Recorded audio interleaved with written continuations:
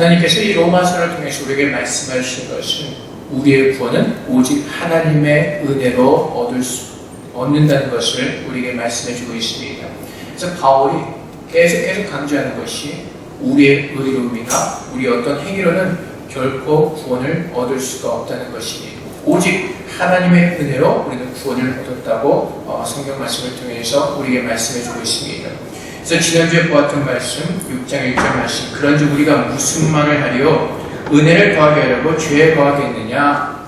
우리가 죄 가운데서 구원을 얻었습니다. 그래서 우리의 구원이 얼마나 값지고 얼마나 아름다운가를 알고 있습니다. 근데 어떤 사람이 이렇게 묻는 것입니다. 그렇다면 우리가 하나님의 은혜를 더 느끼기 위해서 또 죄를 지어도 됩니까? 라고 묻고 있는 것입니다. 그래서 바울은 그들에게 그럴 수 없느니라 라고 말씀해 주시고, 우리는 오직 은혜 안에 거하는 자들이기 때문에 이제는 그 은혜를 따라 하나님의 자녀로 우리는 살아야 된다고 바울은 그렇게 로마의 교회들에게 권면하였습니다. 그러자 또 어떤 사람들이 이렇게 묻는 것입니다. 그렇다면 우리가 법 아래 있지 않냐고, 은혜 안에 있으면 우리가 마음대로 살아도 됩니까? 라고 묻는 것입니다. 오늘 15절 말씀이죠.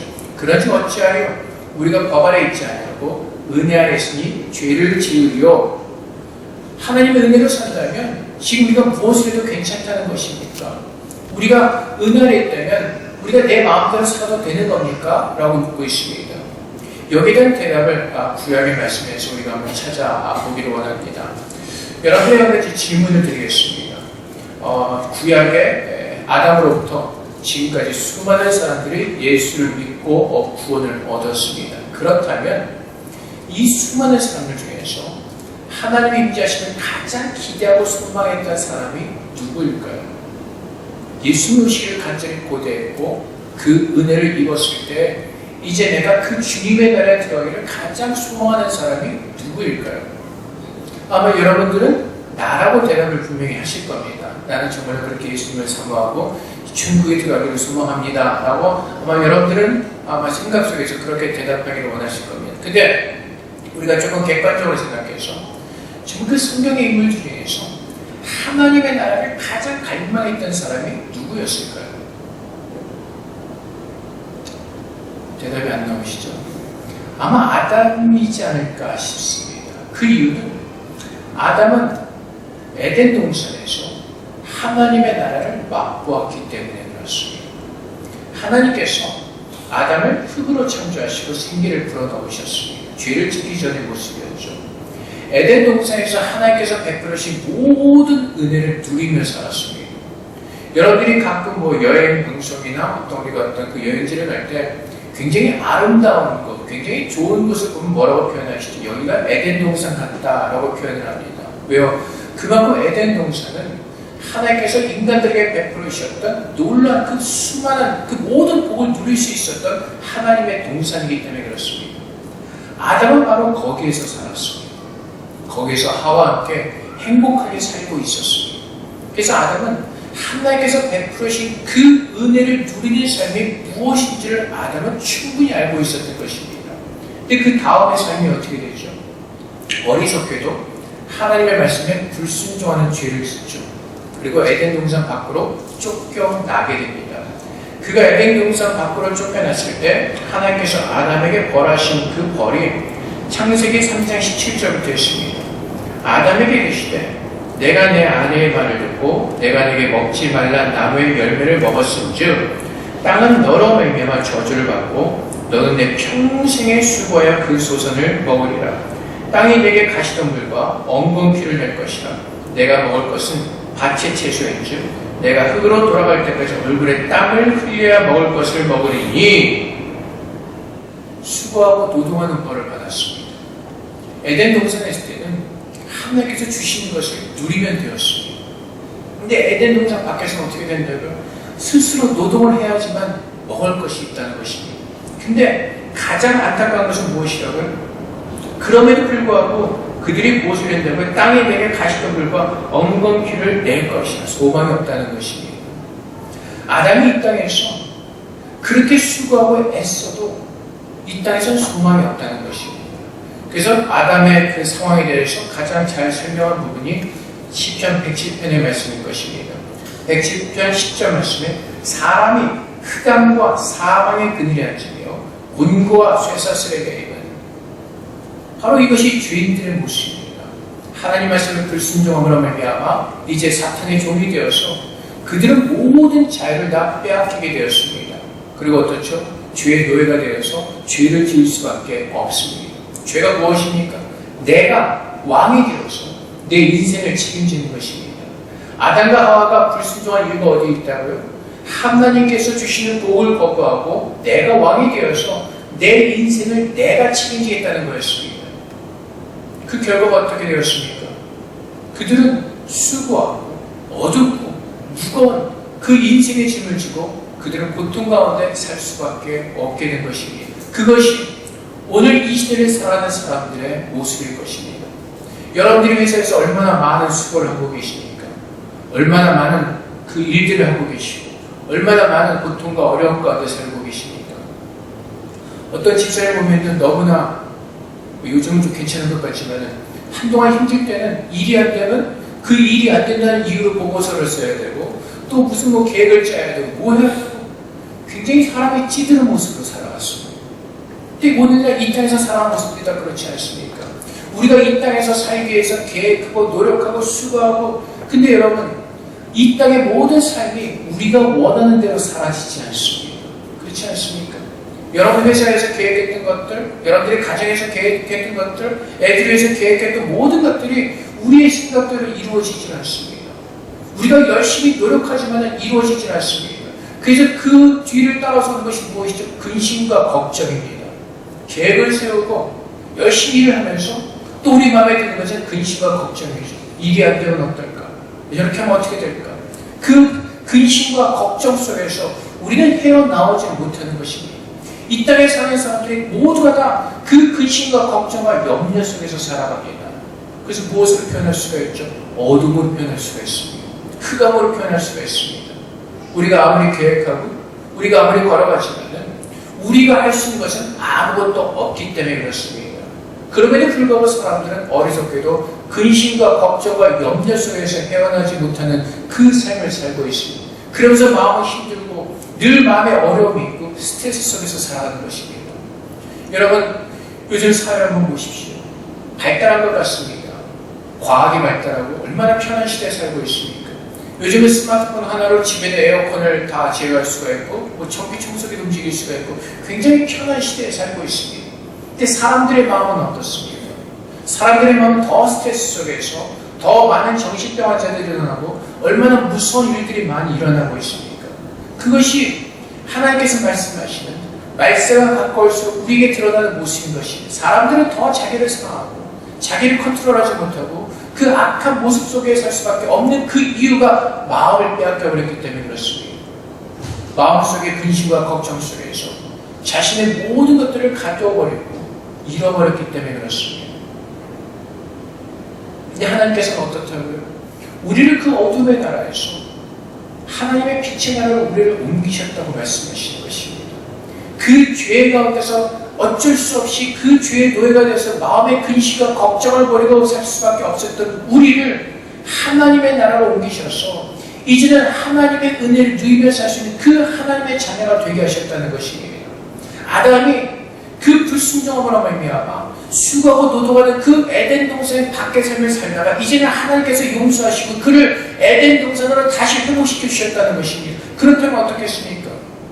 아담이 전과 같이 이제 나도 하나님과 같이 되어보겠다 그 무서운 죄를 지을 그 생각을 하겠으면 결코 그렇지 않을 것입니다. 오늘 우리에게 묻는 그 말씀이 바로 그것입니다. 너희가 우리가 법 아래 있지 않냐고 은혜 아래 있으니 죄를 지으려 그럴 수 없느니라.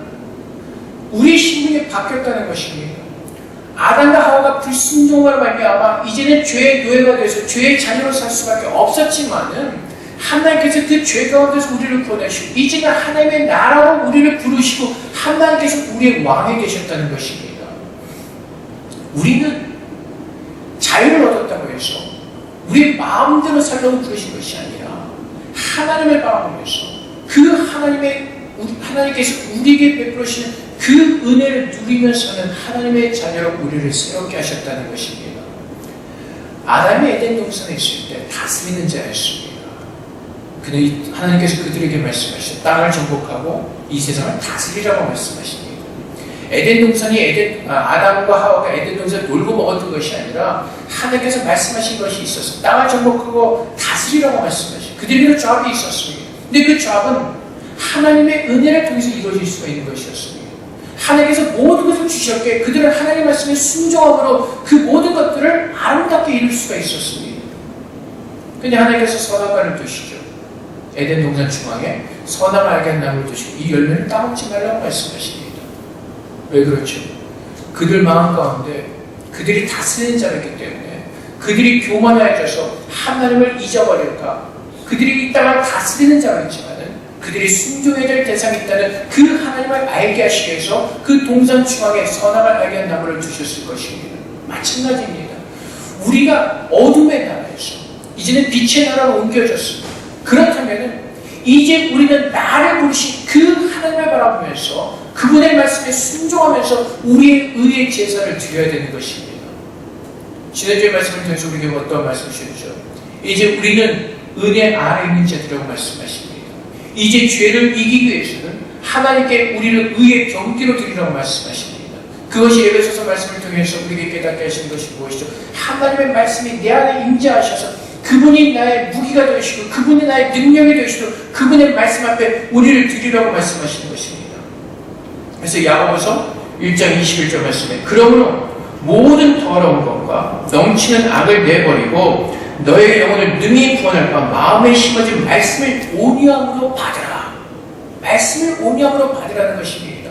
그 말씀을 떠나서는 우리의 생각이 들어갈 수밖에 없고 우리의 계획 속에서 우리가 원하는 것을 바라보면서 우리는 모든 마음속에 근심과 걱정과 스트레스 속에서 할 수밖에 없는 것입니다. 할 수 없음에도 불구하고 하나님은 뭐라고 말씀하세요? 우리가 할 수 없어요. 하지만 이제는 하나님의 은혜 가운데서 하나님께 모든 것을 맡기라고 말씀하시는 겁니다. 그래서 지혜 안에서 우리는 자유함을 누리면서 우리는 평강을 우리는 누릴 수가 있습니다. 여러분들의 삶 가운데서 계획을 세울 수가 있습니다. 여러분들의 아이들을 향해 어떤 계획을 세울 수가 있고 여러분들의 가정을 위해서 여러분들의 회사를 위해서 어떤 계획을 세워놓을 수가 있어요. 하지만 거기까지야. 그 모든 것들은 어떻게 하라고요? 하나님께 맡기라고요. 이 세상의 사람들은 그 문제를 가지고 짊어지고 마음에 무거워지고 근심과 걱정을 살아가고 하나님께서 뭐라고 말씀하세요? 계획을 세웠고 그 다음에 하나님이 주신 말씀이 무엇이라고요? 사람이 계획을 세웠을지라도 그 걸음을 인도하시는 여호와 하나님이시라고 말씀하셨어요. 그렇다면 우리가 무엇을 해야 되죠? 계획을 세우셨으니까 어떤 인생에 어떤 문제를 가지고 있으시니까 그렇다면 근심과 걱정할 시간에 뭐 하라고요? 하나님 앞에 나와서 기도하시라고. 하나님 앞에 모든 것을 맡길 때 하나님이 나의 목자 되심을 깨닫고 그분이 나를 향해서 선한 뜻이 있음을 깨달을 때 우리는 어떻게 됩니까? 마음의 평강을 누리게 되는 것입니다. 그분 앞에 모든 것을 맡기고 그분의 인도하심을 구할 때 내 마음의 모든 짐은 다 사라지게 되는 것입니다. 근데 우리는 어떻죠? 내가 그 짐을 지고 어떻게 갈까, 무엇을 해야 될까 늘 근심과 걱정 속에 있다는 것입니다. 그럼에도 불구하고 우리 스스로 할 수 없음에도 불구하고 그것을 입에 지어매고 늘 마음이 다친 것이 힘들고 어렵게 살아간다는 것입니다. 그 능력은 하나님께 말씀에도 불구하고 어리석게도 그 짐을 지고 있다는 것입니다. 요즘 제 아들이 이제 한국에서 고등학교 1학년인데 걔가 스트레스가 굉장히 많은 게 있습니다. 키가 큰다는 것, 제 키가 너무나 작다는 겁니다. 날마다 방에서 키를 재고 이거를 거봅니다. 그리고 지난주까지 컴플레인 하는 게 몇 개월 동안 키가 안 컸다는 겁니다. 유치원 될 때 키가 제일 컸어요. 거의 큰 편에 속해 있는데 지금은 제일 작은 애까지 걔를 넘어섰습니다. 이제 스트레스 엄청 받는 겁니다. 저는 안 그랬는데 걔는 왜 이렇게 외모에 신경을 쓰는지 아마 작은 아빠를 닮은 것 같기도 하고 어쨌든 굉장히 큰 스트레스를 받습니다. 근데 지가 알고는 하나도 안 합니다. 키가 크면 잠도 잘 자야 되고 해야 되는데 늘 마음으로만 스트레스를 가지고 살아요. 왜 키가 크면 안 되는 거예요. 그래서 제가 늘 놀리는 게 있어요. 야, 네가 스트레스 받을 시간에 기도해. 마태복음에 보면 야, 네가 아무리 영리한데 키를 한 장을 들릴 수는 아무도 없다. 네 몸을 만드는 한패 나와서 기도해. 네가 아무리 그래봐야 너만 죽는다. 그렇지 않습니까? 지가 아무리 영리하고 근심해봐야 그 키를 우리가 어떻게 할 수가 없습니까? 내가 내 몸인 것 같지만 여러분들 감기 들리기 싫다고 해서 감기 들리지 아니잖아요. 우리가 우리 몸이죠. 우리가 스스로 할 수가 없다는 겁니다. 왜? 우리 몸은 하나님이 우리 것이고 하나님께서 우리 몸의 주인이시기 때문에 키가 크고 싶으면 하나님께 나와서 기도해 봐야죠. 하나님, 나 키 크고 싶어. 하나님 키 크게 해주시오. 근데 우리가 잃어버리지 말아야 될 게 무엇이고 하나님의 뜻이 무엇인지 우리는 살펴보는 겁니다. 하나님, 내가 키가 크고 싶은데 내 키가 이 사이즈에서 멈춘 거에 하나님 뜻이 나 이것으로 만족하며 살겠습니다. 라고까지 가야 되는 겁니다. 왜요? 내 모든 소망이 하나님께 있기 때문에 내가 키가 커야지 내 생각에 사라져 죽을 때까지 제가 원망드릴 것 같아요. 요즘에 저 부모님한테 원망이면 엄마 아빠 키가 작았지 내가 키가 작다고. 사람들은요 안 되면 다 남을 원망하기 시작하죠. 자기 일을 본 거에 다 남을 원망하기 시작합니다. 엄마 아빠 때문에 내가 작은. 근데 여러분 하나님 앞에서 우리가 모든 것을 비우고 하나님의 뜻을 구하면요 내가 자연을 누리게 되는 겁니다. 제 아들이 저보고 키가 작다고 그러는데 저는 만족합니다. 제 나이에서 제 키는 평균 키입니다. 딱 평균 키입니다. 옛날에 대학 다닐 때 제 친하게 지내는 그 친구 하나가 여자 그 걸프렌드가 아니라 그냥 피메일 여자친구가 저한테 했던 말이 있어요. 야 네가 키만 좀 더 컸으면 확 잡았겠다. 제가 이 중학교 2학년 때 키거든요. 그러니까 대학교 때 걔가 저한테 키가 네가 좀만 더 컸으면 확 잡았겠다. 안 잡혔잖아요. 키가 큰 바람에. 그게 또 은혜죠. 그렇지 않습니까? 그 말에 상처를 받으면 안 되죠. 저는 상관이 없잖아요. 나중에 제가 연구했을 때가 다시 돌아와 전화했어요. 남자친구하고 사귀었다 결혼했다 해서 딱 전화해서 처음에 물은 말이 뭔지 알았어요. 네 남편 키가 얼마냐 했더니 저랑 별로 차이가 없더라고요. 170 된다고. 사람이 지가 생각할 때 키 큰 남자를 원했겠죠. 지 기획대로 안 되니까 인생입니다. 차라리 나를 잡았으면 더 복된 인생을 살았을지 모르겠지만 어쨌든 사람이 사는 인생이에요. 그렇다는 겁니다. 그래서 우리가 아무리 근심하고 걱정 그 순간이 우리가 모든 것을 바뀔 수 있는 그 능력이 아무것도 없다는 겁니다. 우리가 죄가 무엇이라도 내가 스스로 왕이 돼서 내 인생을 내 스스로 결정하고 내 스스로 인도하는 것이 바로 내 죄라는 것입니다. 우리가 하나님의 자녀로 부름받았고 그분 앞에 모든 것을 맡기고 그분의 인도하심을 구할 때 하나님께서 우리를 푸른 초장으로 인도하시고 쉴만한 물가로 인도하시면서 불구하고 우리는 그 평안을 누리지 못하고 있다는 것입니다. 그래서 하나님께서 우리에게 주신 말씀은 무엇이죠? 너희는 은혜 안에 있는 것이고 은혜 안에 때 더 이상 죄 가운데로 돌이킬 수가 없다는 것입니다. 좀 아까 말씀드렸던 것처럼 아담은 그 에덴 동산에서 하나님의 그 천국의 기쁨을 맛보았습니다. 하나님께서 주시는 복이 무엇인지 그는 온 몸과 마음을 다해서 누렸던 사람입니다. 근데 그는 에덴 동산 밖에서의 그 삶도 경험했습니다. 얼마나 고된 삶입니까? 아무리 노력해도 아무리 수고해도 얻을 수 있는 것이 아무것도 없습니다. 솔로몬이 정확히 표현을 합니다. 헤아릴 새 것이 없다고 말합니다. 인생은 돌고 도는 것이라고 말합니다. 아담은 그 모든 것을 경험하였습니다.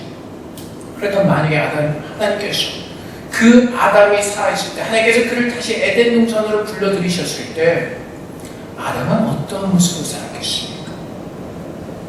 그는 자신의 죄졌던 것을 부끄러워하면서 더 이상 하나님 말씀에 불순종하기를 원하지 않아요. 하나님 말씀 붙들고 살기를 그는 소망이 있을 것입니다. 우리도 마찬가지입니다. 우리가 죄에 구원받은 것이 어디였든가를 우리가 깨닫는다면 지금 내가 인도를 받은 그곳 하나님께서 나를 옮기신 그곳이 하나님께서 함께 하신 그 천국임을 안다면 우리는 다시 그 죄를 지는 죄의 재료로 돌아가기를 원하지 않을 것입니다. 하나님의 은혜를 아는 자로서 이제는 그 은혜만을 누리기를 간절히 소망하는 마음으로 주 앞에 기도하며 쓸 것입니다. 그래서 오늘 주신 말씀에 순종의 종으로 의에 이르느니라. 순종의 종으로. 아담이 누리지 못한 이유가 어디 있죠? 순종하지 않았기 때문에 그렇습니다. 하나님의 하나님 되심을 바라보지 못하고 그 말씀에 순종하지 못했기 때문에 아담은 그 힘들고 어렵고 수고하는 그 마음의 고통을 누리며 살 수밖에 없었습니다. 근데 주님께서는 예수 그리스도 안에서 우리를 구원해 주시고 의의 종이 되게 하셨습니다. 그래서 18절 말씀에 죄로부터 해방되어 의에게 종이 되었느니라. 이제 우리는 의의 종이 되었고 이제 우리가 하나님의 자녀로서 살아가는 길은 19절의 마지막 절 말씀, 너희 지체를 의에게 종으로 내줘 거룩함에 이르라. 거룩함에 이르라. 하나님께서 우리에게 요구하신 것이 무엇이라고요? 하나님의 그 살아있는 말씀을 하나님으로 영접하고 그분 앞에 순종할 때 하나님께서 넘치도록 부으시는 그 축복이 우리 안에 넘쳐날 것이라는 것입니다. 근데 우리에게 무엇이 없다고요? 믿음이 없다고요. 그럴까라는 퀘스천을 늘 가지고 살죠. 사탄이 하와를 꼬시죠. 야, 하나님께서 이 선악과를 보면 정말 죽을 거라고 말씀하셨니? 근데 하와가 뭐라고 대답하죠? 죽을까 하다는 퀘스천을 내죠. 하나님 말씀에 우리가 절대적으로 신뢰하고 우리가 절대적으로 순종하지 않고 퀘스천 마크는 단을 순간부터 우리는 마음이 되는 것입니다.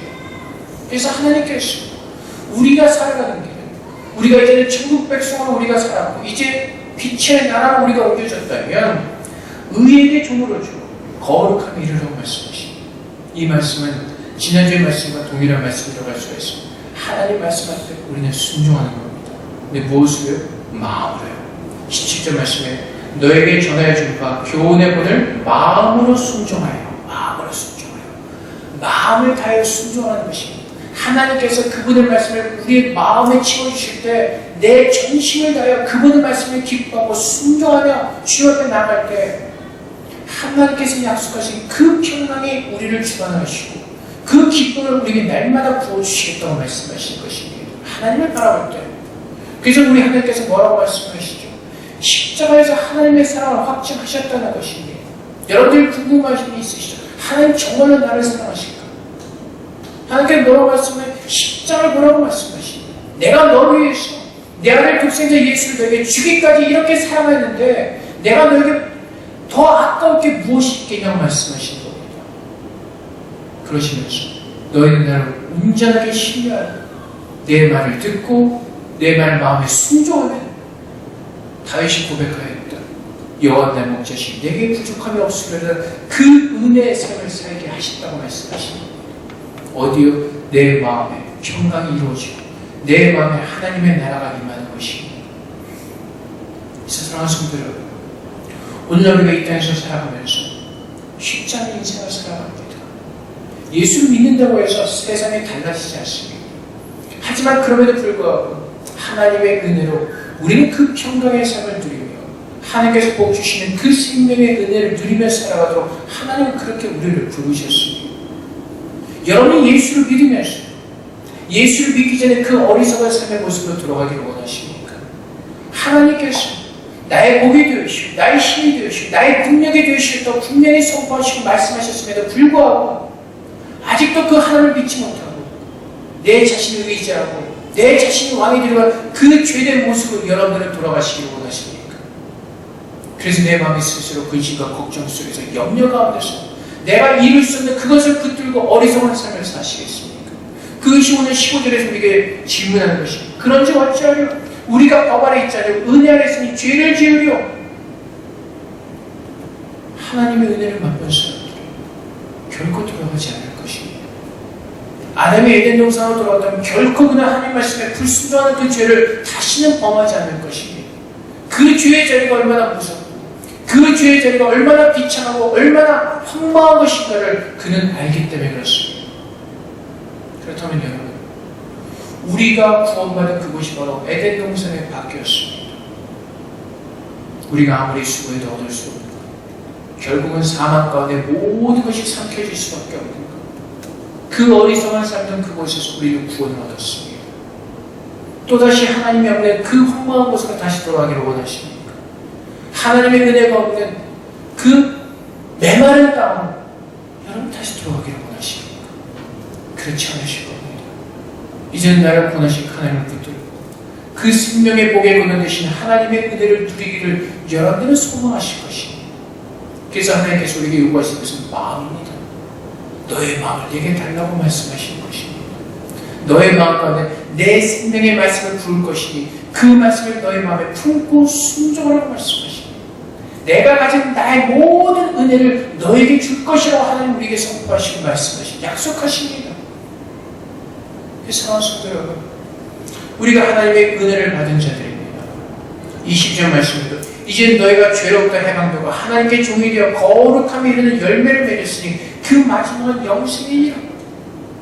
더 이상 그 죄 가운데서 어리석은 모습으로 사는 것이 아니라 이제는 하나님의 종이 되어서 하나님께서 베푸신 그 풍성한 영생의 열매를 맺으며 살도록 하나님은 그렇게 우리를 붙드셨다고 말씀하십니다. 여러분들의 인생의 주인이 되실 수가 없습니다.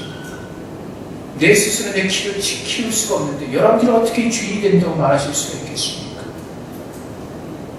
우리가 할 수 있는 것은 아무것도 없습니다.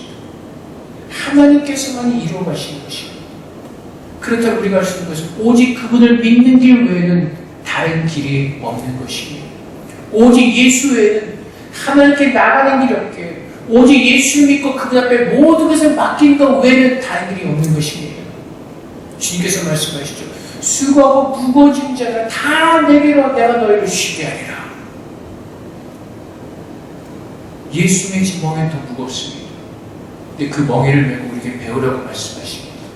무엇이? 순종이요. 예수님은 이 땅에 오셔서 죽기까지 순종하셨습니다. 그 순종의 모습을 배울 때 우리가 어렵다고 생각했던 모든 것들이 예수 그리스도 안에서 가벼워지고 우리의 마음은 평강을 얻고 쉼을 누리게 될 것입니다. 아마 여러분들이 살아가시면서 회사에서 많은 일들이 있을 겁니다. 계획도 하실 겁니다. 여러 가지 많은 플랜을 아마 여러분들이 짜실 수도 있습니다. 하지만 거기까지 그 걸음을 인도하시는 여호와 하나님이시라고 말씀하십니다. 하나님에 나와 기도하라고 말씀하십니다. 우리 학생들도 마찬가지, 청년들도 마찬가지, 여러분들이 학업이 끝내 많은 기대왔던 그 계획들이 있을 겁니다. 거기까지입니다. 근심하고 걱정하지 올 앞에 나와서 인도를 받으라고 말씀하십니다. 왜요? 하나님께서 내 길에 등불이시기 때문에 그렇습니다.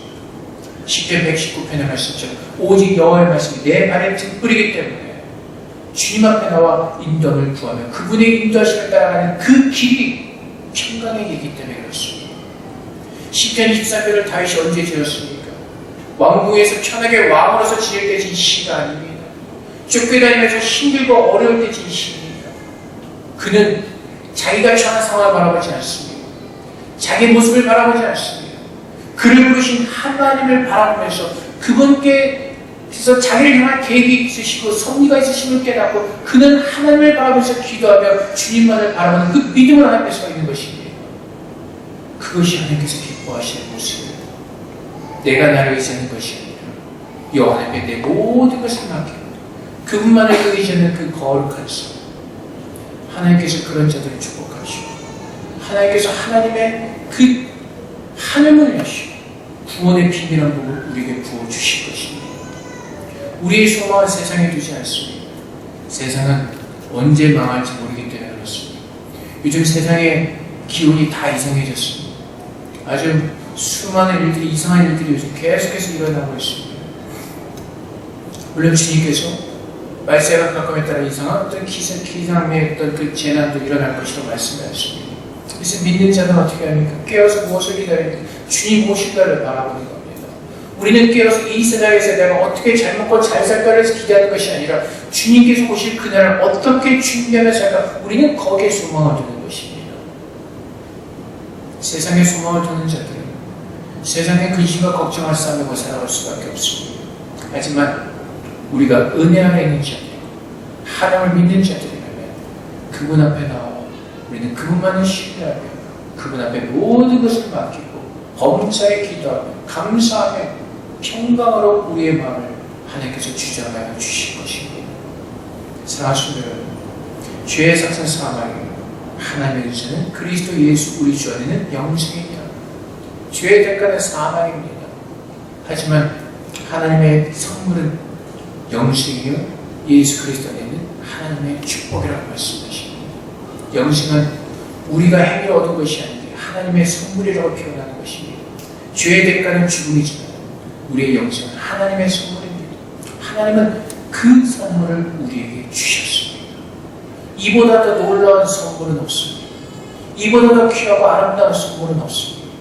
우리는 영생을 가졌고 내 영혼 살아났고 이제는 하나님을 아는 귀한 하나님의 자리로 부름을 받았습니다. 사랑하는 여러분, 이제 우리의 마음을 다해 주의 말씀에 순종하시는 가운데 그 거룩함에 이르는 그 귀한 삶을 날마다 걸어가시는 저렴이 되시기를 주님 이름으로 축복드립니다. 너의 모든 것을 다 나에게 맡기라 말씀하십니다. 너희는 먼저 그 나라와 그 의를 구하라. 그러면 너에게 모든 것을 더하시리라. 오늘 이 말씀을 통해서 여러분들의 마음가운데 가지고 있는 모든 근심과 걱정 이제 다 내려놓으시고 하나님께 맡기는 가운데 세상에 줄 수 없는 평강을 약속하신 그 예수 그리스도의 평강만이 우리의 마음에 차고 넘치도록 부어지는 그 은혜가 오늘 저와 여러분이 다시 한번 부어지기를 주님으로 축복드립니다. 우리 함께 기도하겠습니다. 하나님, 우리에게 영생을 주셨습니다. 그 영생의 기쁨을 누릴 수 있도록 우리에게 믿음을 더하여 주시옵소서. 이제 더 이상 어리석은 내가 주인이 되어서 내 인생을 책임지려는 그 근심과 걱정의 삶 속에서 아버지 해방되어지게 하시고 이제는 예수 믿는 믿음 안에서 자유함을 누리며 주님께만 나아가는, 주님만을 바라보는, 주님의 은혜만을 누리는 복된 자녀 함께 저를 축복해달라고 시간 기도하며 나가도록 하겠습니다. 기도하겠습니다. 사랑의 아버지 하나님께서 우리를 주님의 자녀로 삼으셨습니다. 주님의 나라의 백성으로 우리를 삼으셨습니다. 아버지 하나님, 주님께서 우리와 함께 하셨습니다. 주님의 말씀을 축복하시고 그 말씀을 믿는 믿음으로 하나님을 주시옵소서. 이제는 그 말씀을 마음으로 소중히 담니다. 우리에게 주신 모든 말씀을 내 마음으로 동의하며 주님 받기를 소원합니다. 오늘 시간 우리가 넓지 하시옵소서. 주님의 나라가 임하시고 주님의 평강이 우리 안에 임하여 주시옵소서. 사랑의 아버지 하나님, 오직 주님의 말씀, 그 주님의 말씀에 우리가 임하시옵소서. 그 주의 말씀에 아버지 언제나 깊은 자녀를 우리 삶과 열매를 수 있도록 하나님을 주시옵소서. 그렇게 감사를 하게 하시고 주님의 나라를 하시는 귀한 은혜로 더하여 주시옵소서. 감사합니다. 오늘 우리가 내가 축복하시는 감사합니다. 오늘 주님의 은혜가 하시고 주의 영광이 거듭하셔서 아버지를 도와주시옵소서. 사랑의 아버지 하나님, 오늘 우리가 어디에서 구원받았는가를 알게 하시고 이제는 더 이상 그 자리로 돌아가지 않기를 소망합니다. 주님의 은혜 가운데 거하기 원합니다. 주님만을 바라보는 믿음으로 살기를 소망합니다. 하나님, 오늘도 주님의 생명의 말씀으로 우리 마음 가운데 부으셔서 그 말씀을 마음으로 믿게 하시고 순종의 은혜를 누리시는 주님의 복된 자녀들로 축복하여 주시옵소서. 우리가 할 수 있는 것은 아무것도 없음을 깨닫고 우리의 왕이신 또한 가장 좋은 것으로 쳐주길 원하시는 하나님 아버지 앞에 나아가 구하게 하여 주시옵소서. 만복의 근원 되신 주님을 바라보게 하셔서 다윗이 가졌던 그 믿음, 여호와 나의 목자신 내가 부족함이 없다고 고백한 그 다윗의 믿음이 우리의 믿음이 되도록 주님 축복하여 주시옵소서. 그래서 이 땅에서 우리가 이 땅에서 나가내로 살아가지만 하지만 우리가 사는 이곳이 하나님께서 함께 하시고 하나님께서 은혜를 베풀어 주시기에 푸른 초장이 되게 하시고 쉴만한 물가가 되게 하셔서 아버지 하나님, 이제 우리의 마음가운데 모든 근심과 걱정을 내려놓게 하시고 주님께서 허락하신 그 참 평강을 누리며 자유함을 누릴 수 있도록 아버지 은혜를 더하여 주시옵소서. 이 세상은 이제 우리를 가둘 수가 없습니다. 우리는 자유한 몸이 되었고 진리 안에서 자유를 누리는 주님의 복된 자녀가 되었습니다. 이제는 주님의 나라에서 하나님의 거룩한 말을 사모하게 하시고 그 은혜를 따라 날마다 기쁨과 감사로 넘치는 복된 인생을 살도록 주님 축복하여 주시옵소서. 모든 것 감사하며 예수 그리스도의 이름으로 기도합니다. 아멘.